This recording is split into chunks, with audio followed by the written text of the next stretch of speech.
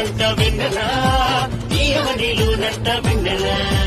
జన్మించినాడంట వెన్నెల